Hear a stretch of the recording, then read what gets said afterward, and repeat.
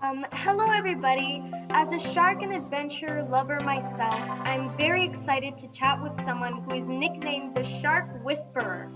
It is such an honor to meet you, Cristina Zenato. You are a one-of-a-kind explorer who has been a professional diver since 1994, and today you are a PADI course director. What got you into cave exploration, and what is it about them that keeps bringing you back?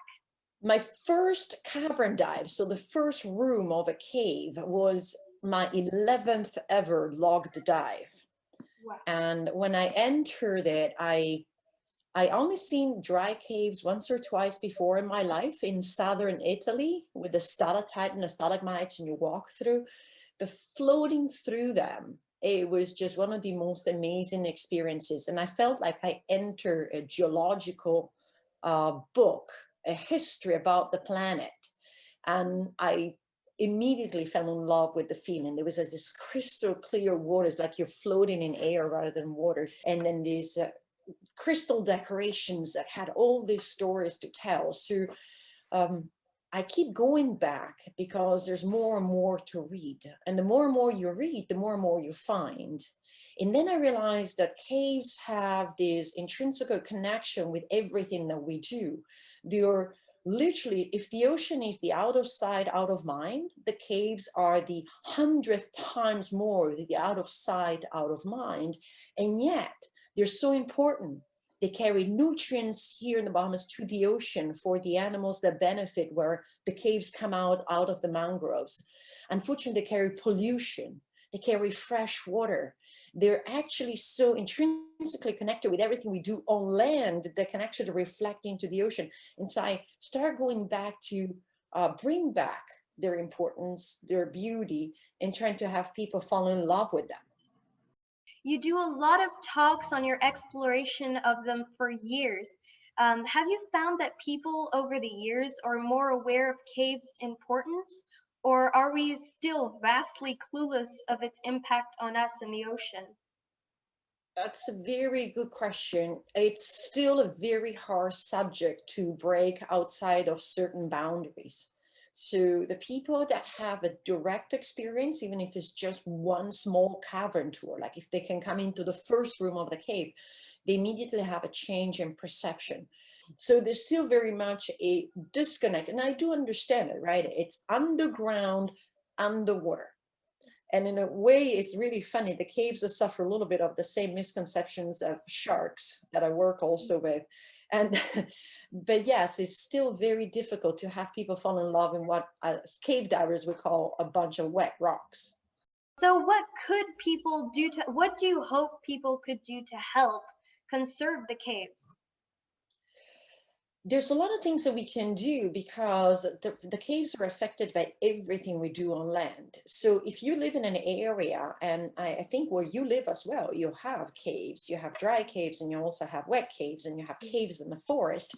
The first, I think, is to realize that everything that we throw on the ground will eventually find its way through the ground.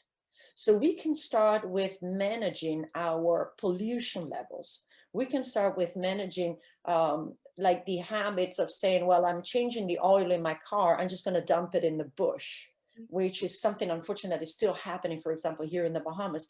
And understand it's like, well, eventually that oil will make it through the terrain, destroy the filtering capabilities of the terrain.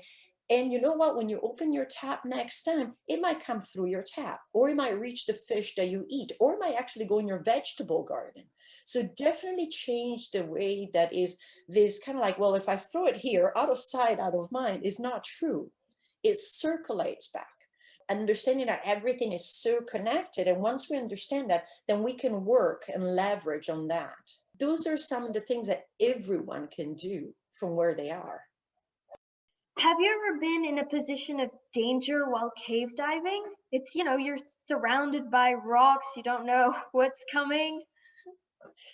So um, caves are literally, you're stuck between a rock and a hard place, and they are a dangerous environment because you're far away from the breath of air. It's not that you can do a direct ascent. You're in thermal darkness. There are a risk of becoming disoriented if you don't know how to navigate a cave.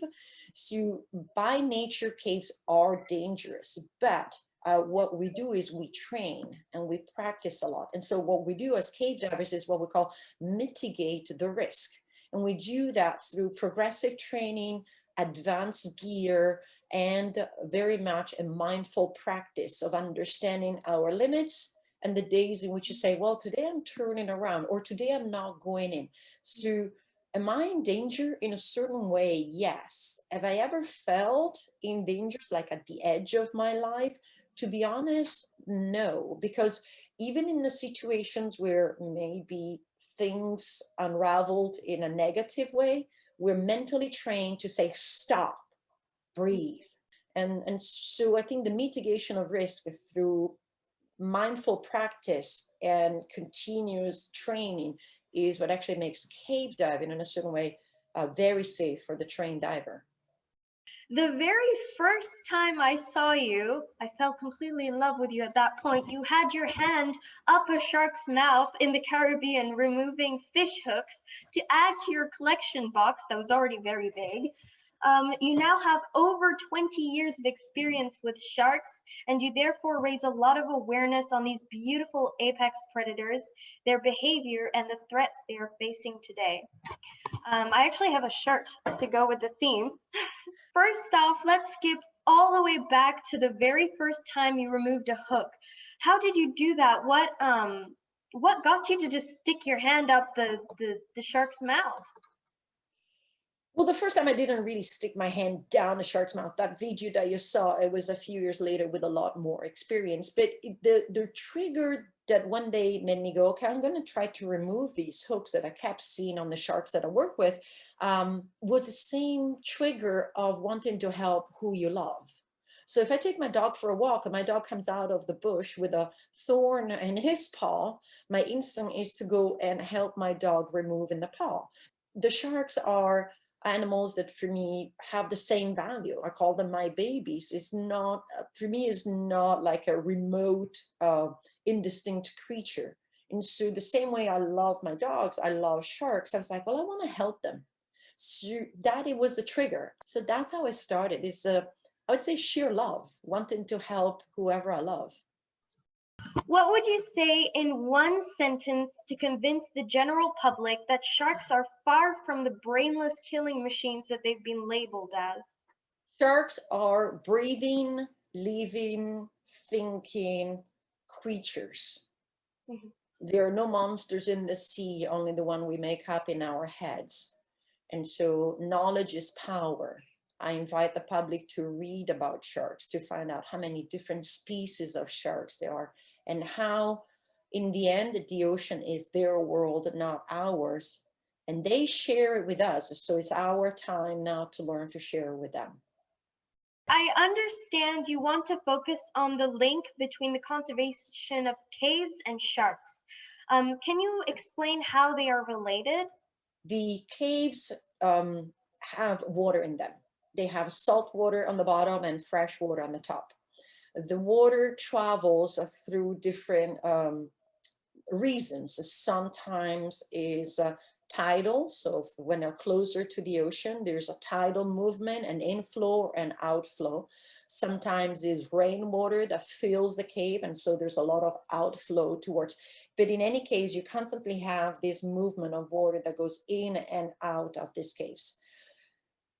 A lot of caves are connected then to the mangroves and to estuaries and to bays. In this bays, you have the nursing grounds for corals, for fish, for sharks. And the nursing grounds are then the next step into what reverts itself into the ocean.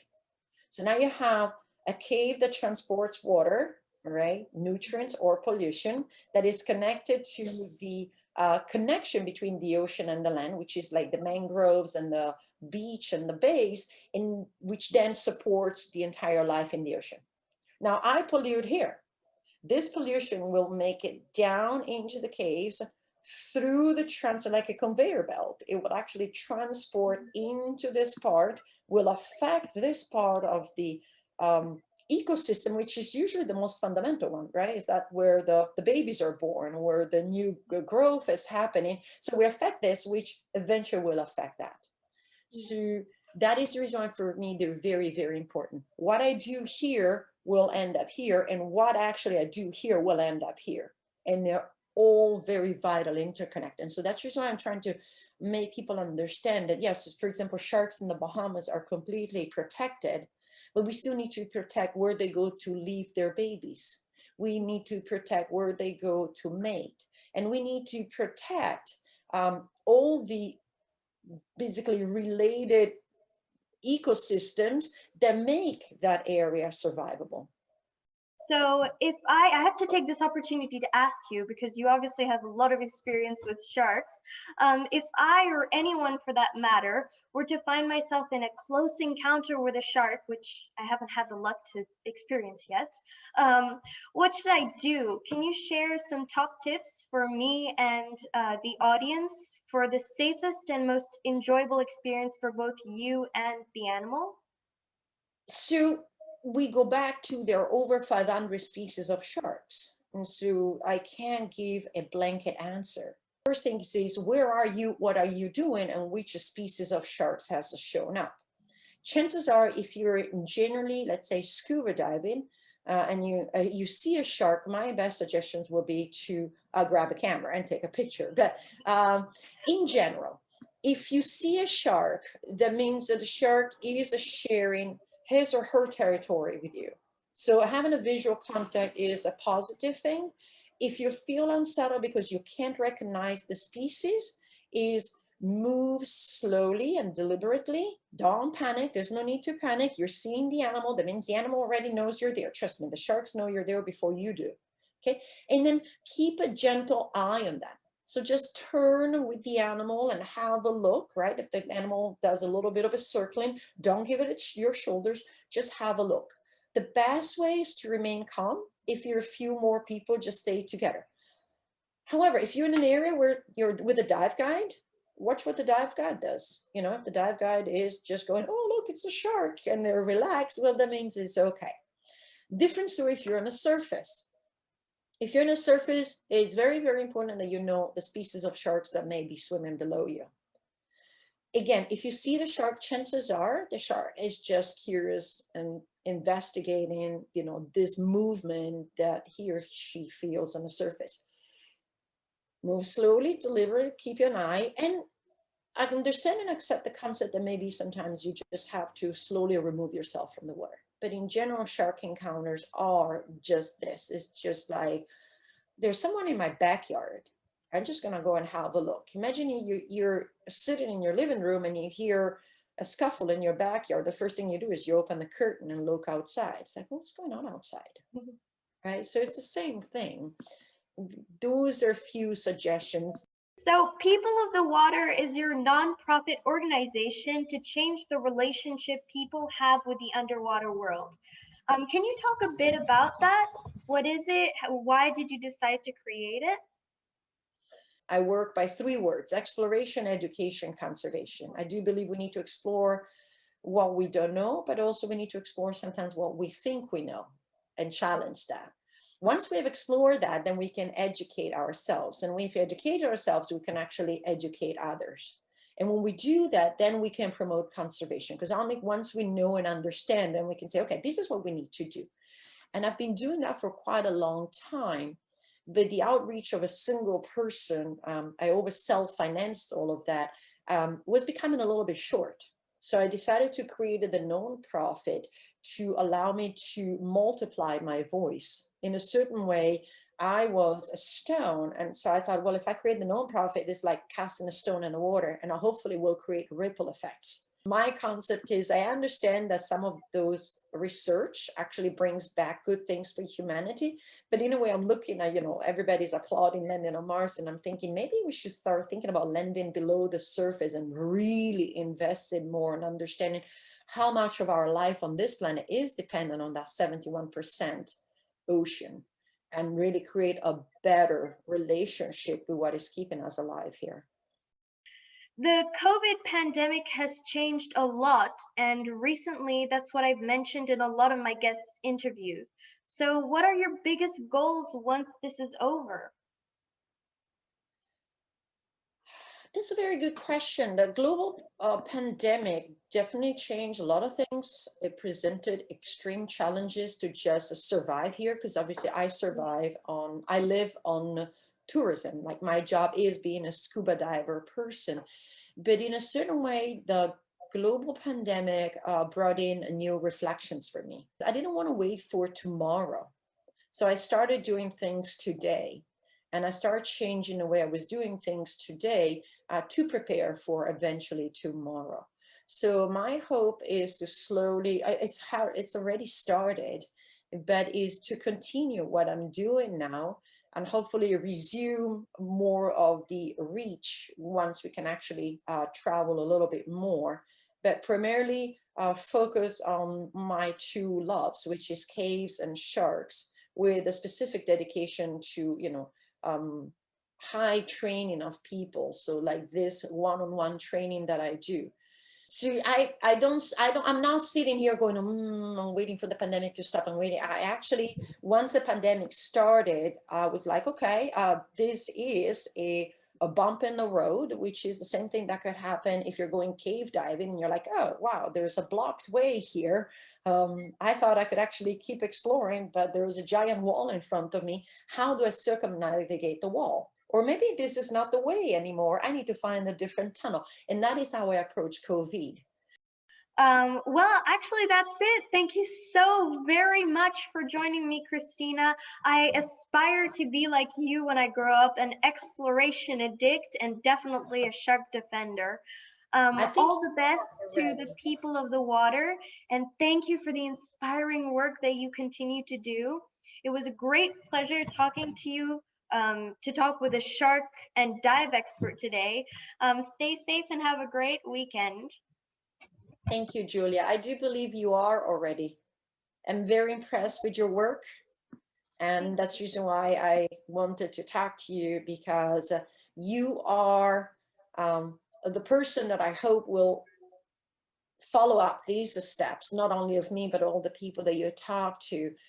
You're already doing that through these podcasts, through these educations, making yourself so knowledgeable, learning photography. You're doing an exceptional job, and I hope you inspire more people of your age to follow your steps. It's your job, not mine anymore. Thank you so much. That's my goal.